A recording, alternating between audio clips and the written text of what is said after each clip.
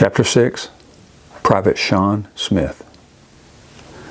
You do understand, Rahim told the sergeant major, there is nothing so gratifying as witnessing the terror in an enemy's eyes just before they die. It is a fitting tribute for a job well done. You are one sick puppy, the sergeant major said. Puppy? I do not understand.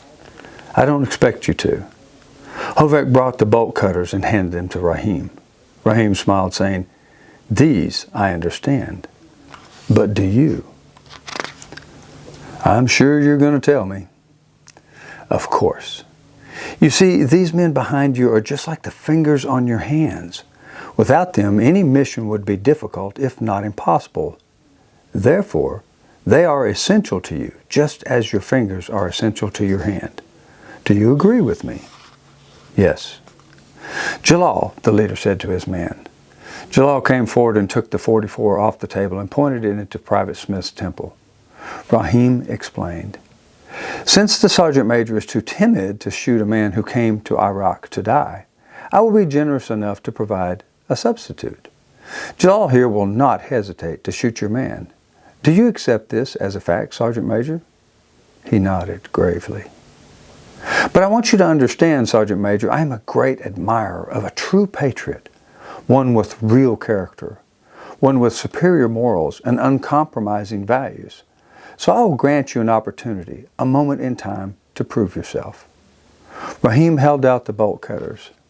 You may use these instead of the revolver. Do you understand?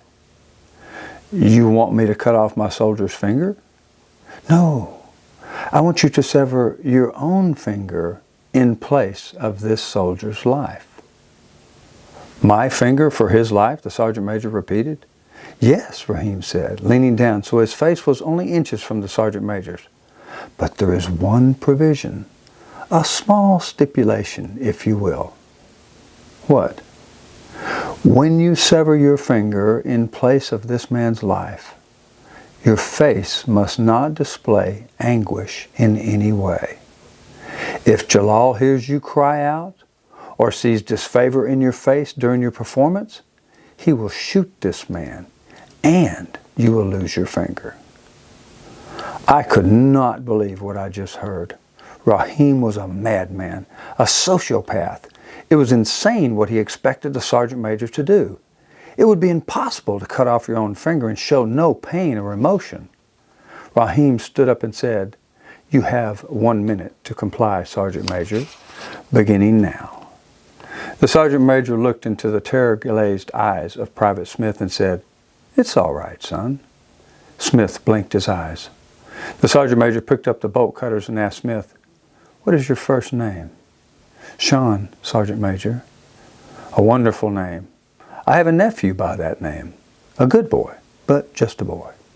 He's not a man like you are. But you are even more than a man. You are a soldier, and a good one. I have seen you share your MREs with the Iraqi children. I've seen you show respect to the Iraqi women. I've seen you assist the Iraqi men with their labors when you were off duty. And in all these things, you did so without regret or complaint. I admire that, son. I honor that. Private Sean Smith watched as the sergeant major put his pinky between the blades of the bolt cutters and said, This is how I will honor the man, the soldier, you are to me. Chunk. Blood shot all over the table and across the bolt cutters. Every eye in the room watched Sergeant Major's face. He showed no anguish, no pain, no remorse, nothing at all. Usama, Rahim called out, bandaged the sergeant major. The insurgent medical man produced a bag and began the bandaging process. Jalal removed the pistol from the temple of Private Smith, who made no sound himself, but tears streamed from his eyes. Sean, the sergeant major said to him, Yes, Sergeant Major. Please take my finger and put it in your pocket. I need you to take care of it for me. Would you do that? Yes, Sergeant Major, he said, and picked up the digit and put it in his shirt pocket.